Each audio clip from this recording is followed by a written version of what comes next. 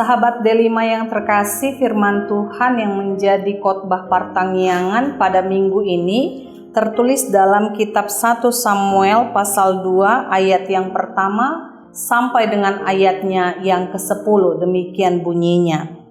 Lalu berdoalah Hana, katanya, hatiku bersukaria karena Tuhan tanduk kekuatanku dan ditinggikan oleh Tuhan. Mulutku mencemoohkan musuhku sebab aku bersuka cita karena pertolonganmu. Tidak ada yang kudus seperti Tuhan, sebab tidak ada yang lain kecuali Engkau, dan tidak ada gunung batu seperti Allah kita.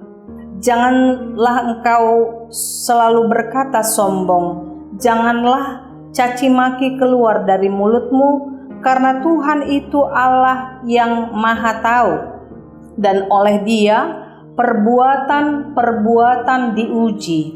Busur pada pahlawan telah patah, tetapi orang-orang yang terhuyung-huyung pinggangnya berikatkan kekuatan. Siapa yang kenyang dahulu sekarang menyewakan dirinya karena makanan, tetapi orang yang lapar dahulu sekarang boleh beristirahat. Bahkan orang yang mandul melahirkan 7 anak, tetapi orang yang banyak anaknya menjadi layu. Tuhan mematikan dan menghidupkan. Ia menurunkan ke dalam dunia orang mati dan mengangkat dari sana. Tuhan membuat miskin dan membuat kaya. Ia merendahkan dan meninggikan juga. Ia menegakkan orang yang hina dari dalam debu dan mengangkat orang yang miskin dari lumpur untuk mendudukkan dia bersama-sama dengan para bangsawan dan membuat dia memiliki kursi kehormatan, sebab Tuhan mempunyai alas bumi dan di atasnya ia menaruh daratan. Langkah kaki orang-orang yang dikasihinya dilindunginya. Tetapi orang-orang fasik akan mati binasa dalam kegelapan, sebab bukan oleh karena kekuatannya sendiri seseorang berkuasa. Orang yang berbantah dengan Tuhan akan dihancurkan, atas mereka ia mengguntur di langit. Tuhan mengadili bumi sampai ke ujung-ujungnya. Ia memberi kekuatan kepada raja yang diangkatnya dan meninggikan tanduk kekuatan orang yang diurapinya. Demikianlah firman Tuhan. Sahabat Delima yang terkasih, firman Tuhan ini adalah puji-pujian Hana kepada Allah yang Maha Kuasa. Hana adalah tokoh Alkitab yang begitu saleh dan taat. Dia dekat dengan Tuhan. Hana adalah istri dari Elkana. Hana adalah seorang mandul. Dia selalu disakiti oleh madunya yang bernama Penina.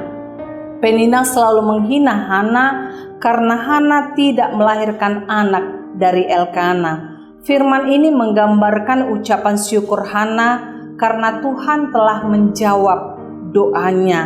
Allah memberikan kesempatan bagi Hana untuk melahirkan seorang anak yang diberi nama Samuel. Anak laki-laki yang dimintanya dengan sumpah yang akan diberikan olehnya menjadi hamba Allah, sehingga Allah memakai Samuel menjadi luar biasa dan diberkatinya. Di dalam firman Tuhan ini, hati Hana sungguh bersukaria. Hatinya berbunga-bunga karena memiliki Allah yang Maha Kudus, Allah yang menjadi gunung batu, dan Allah yang mampu mematikan dan menghidupkan. Dialah Allah yang mampu membuat miskin dan membuat manusia menjadi kaya. Allah sajalah yang mampu meninggikan dan merendahkan seseorang. Walaupun rahim Hana telah tertutup dan tidak bisa melahirkan lagi karena sudah tua, namun Allah sanggup membuka rahimnya sehingga dia bisa melahirkan. Dalam tradisi Israel kuno, seorang perempuan yang normal saja memiliki kodrat yang lebih rendah di bawah laki-laki, dan seorang perempuan jika dia mandul tidak memiliki anak, maka kodratnya justru lebih hina dan lebih keji bagi orang Israel. Akan tetapi justru Allah berpihak pada yang hina dan meninggikan orang-orang yang dianggap rendah, dan Tuhan mengubah keadaan itu. Hana melahirkan, dan anak yang dilahirkannya adalah berkenan bagi Allah dan dipercayakan untuk menggembalakan bangsa Israel. Jemaat yang kami kasihi, keadaan di mana dia mandul saat itu membuat dia mendekati Tuhan. Di tengah derita dan kesedihan mendalam, dia menumpahkan isi hatinya yang begitu sakit dan sedih karena ejekan dan direndahkan oleh madunya. Namun ketika dia keluar dari bait suci, Allah meninggikan dan mengubah keadaannya. Allah menegakkan orang yang hina dari dalam debu dan mengangkat orang yang miskin dari lumpur. Itulah gambaran kehidupan Hana yang diubah oleh Tuhan dari penderitaan menjadi sukacita. Puji-pujian yang dipanjatkan oleh Hana adalah melampaui puji-pujian syukur semata. Puji-pujian Hana adalah puji-pujian umat Tuhan yang mengenal Tuhannya. Ungkapan yang diucapkan begitu agung sehingga membuat kita mengakui bahwa Hana adalah seorang perempuan yang sangat limpah dengan pengenalan akan siapa Tuhannya. Jemaat yang kami kasihi, sebelumnya Hana menjadi sedih hatinya sehingga dia tidak mau makan. Lalu dia datang ke hadapan Tuhan di bait Allah. Karena sangat sedih, dia berdoa di dalam hati, sehingga firman Tuhan ini mengatakan, kadang mulutnya komat kamit, tetapi tidak kedengaran suaranya. Sampai Imam Eli menganggap bahwa Hana mabuk, padahal dia sedang berkeluh kesah kepada Tuhan tentang isi hatinya. Ketika dikabulkan Tuhan, Hana mengungkapkan puji-pujiannya bagi Tuhan.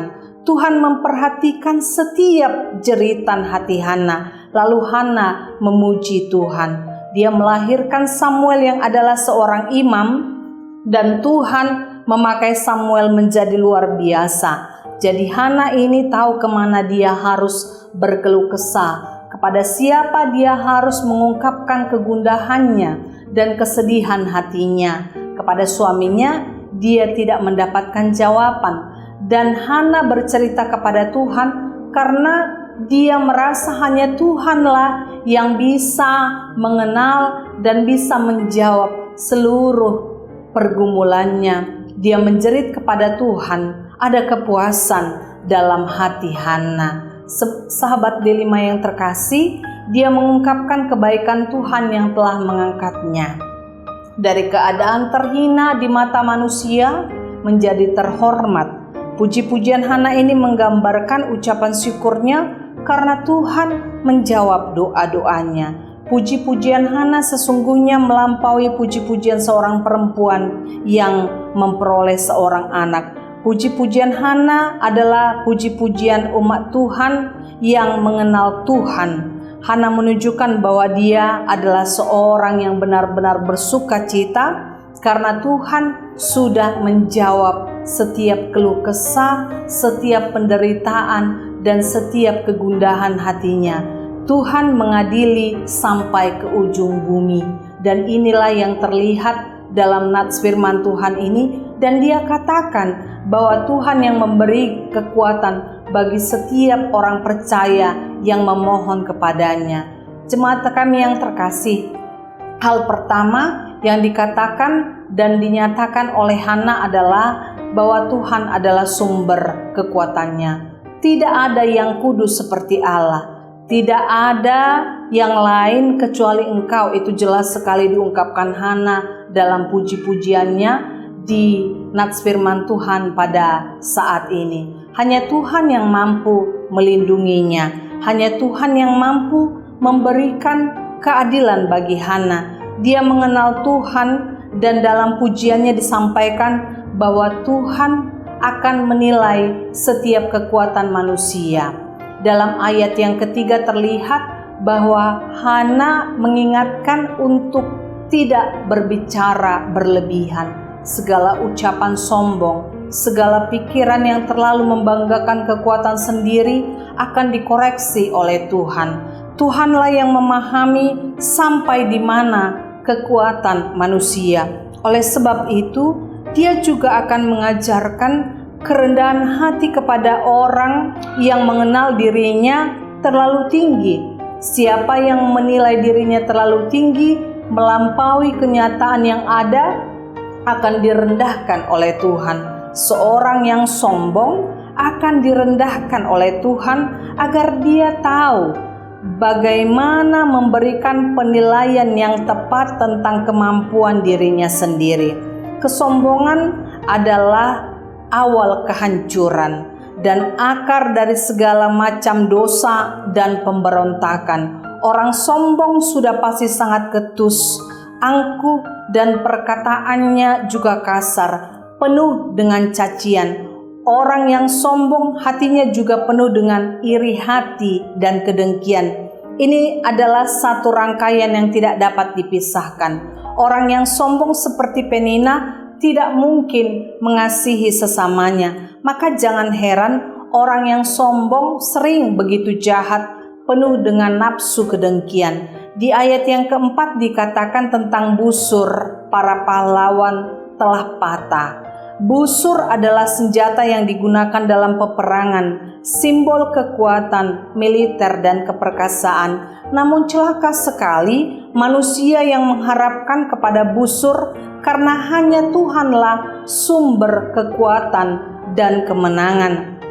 Tuhan yang menentukan nasib manusia, mulai dari kekayaan dan kemiskinan, kenyang, lapar, jabatan rendah, juga jabatan tinggi. Itu juga Tuhan yang membuat. Tuhan punya banyak cara supaya rencananya terjadi. Sebaliknya, orang miskin juga bisa dibuat kenyang oleh Tuhan. Kita mendapatkan beberapa pelajaran tentang pujian Hana, bahwa kejahatan pasti akan dikalahkan dan dihukum. Pujian ini menjadi sangat jelas dan diucapkannya.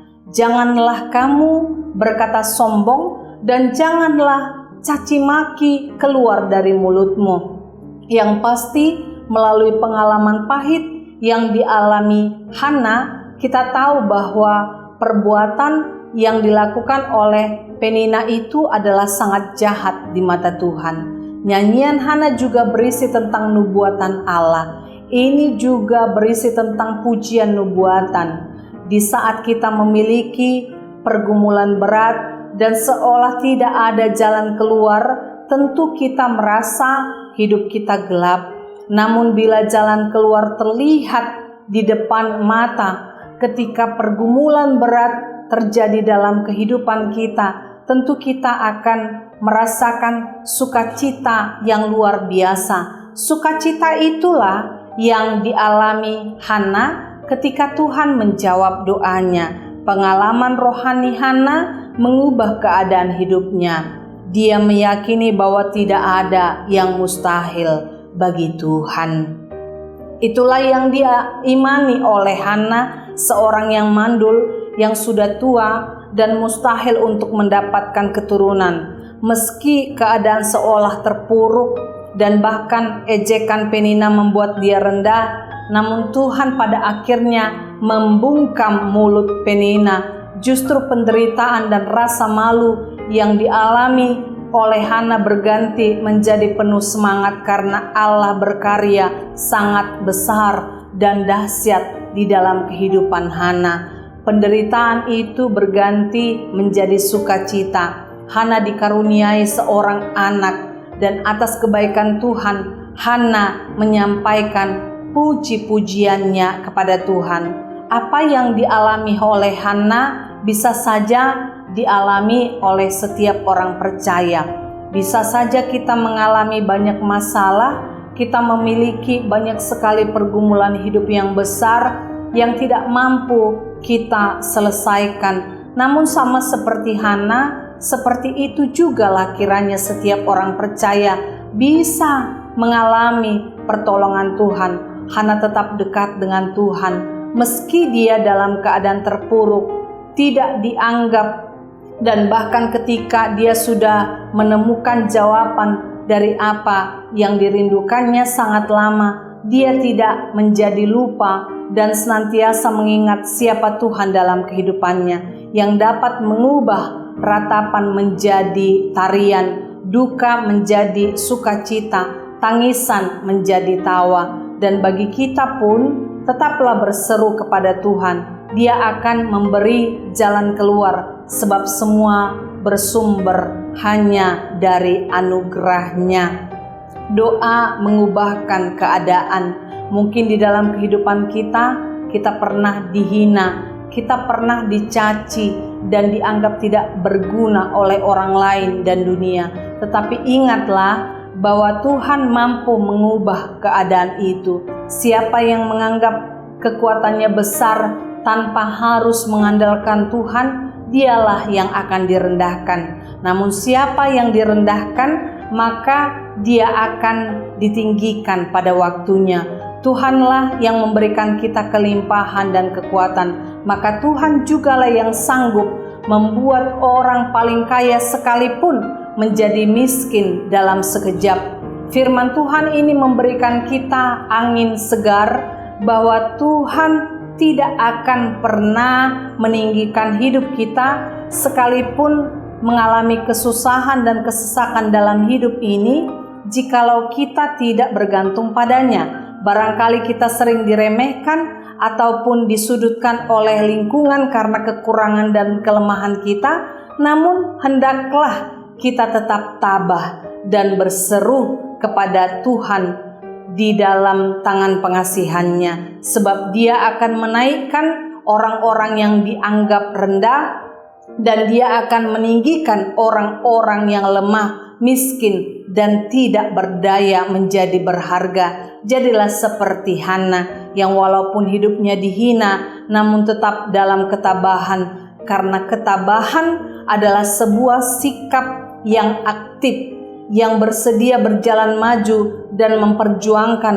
apa yang diyakini sebagai sebuah kebenaran. Justru di dalam penderitaan ketabahan iman berkembang dan berbuah. Ketabahan Hana dalam derita dan kesesakan menjadikan imannya bertumbuh dan berbuah dengan lahirnya Samuel, dan ketabahan itu membuatnya bersorak-sorai dan memuliakan Tuhan. Amin.